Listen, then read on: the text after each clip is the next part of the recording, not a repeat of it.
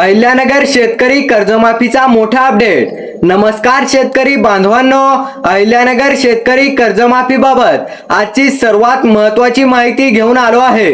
तुम्ही कर्जमाफीच्या यादीत आहात का? किती शेतकरी पात्र झाले? किती शेतकऱ्यांच्या खात्यावर प्रत्यक्ष लाभ जमा झाला आणि अजून किती शेतकऱ्यांची प्रक्रिया बाकी आहे? चला तर मग आजची संपूर्ण आकडेवारी अगदी सोप्या भाषेत समजून घेऊया। सर्वात आधी मोठा आकडा, अहिल्यानगर या जिल्ह्यात या योजनेसाठी एकूण 22,33,711 शेतकरी खातेदारांची माहिती शासनाच्या पोर्टलवर अपलोड करण्यात आली आहे। यापैकी पहिल्या यादीत तब्बल 1,32,591 शेतकरी पात्र ठरले आहेत। मग पैसे किती जणांना मिळाले? इथे एक महत्त्वाची गोष्ट समजून घ्या।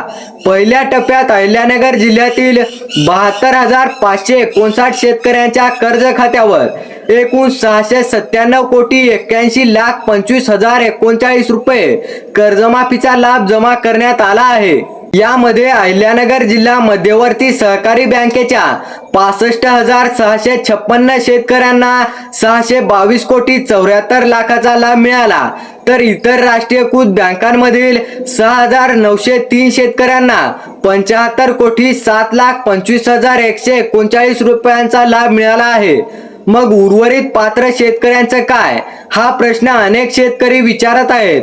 पहिल्या यादीत 1,32,591 शेतकरी पात्र आहेत। त्यापैकी 1,15,692 शेतकऱ्यांचे आधार प्रमाणीकरण पूर्ण झाले होते। ज्या शेतकऱ्यांचे आधार प्रमाणीकरण अजून बाकी आहे त्यांचे प्रमाणीकरण पूर्ण झाल्यानंतर लाभांची रक्कम टप्प्याटप्प्याने कर्ज खात्यावर जमा केली जाणार आहे। अहिल्यानगर जिल्ह्यातील 8,343 शेतकऱ्यांना अद्याप फार्मर आयडी काढलेला नाही।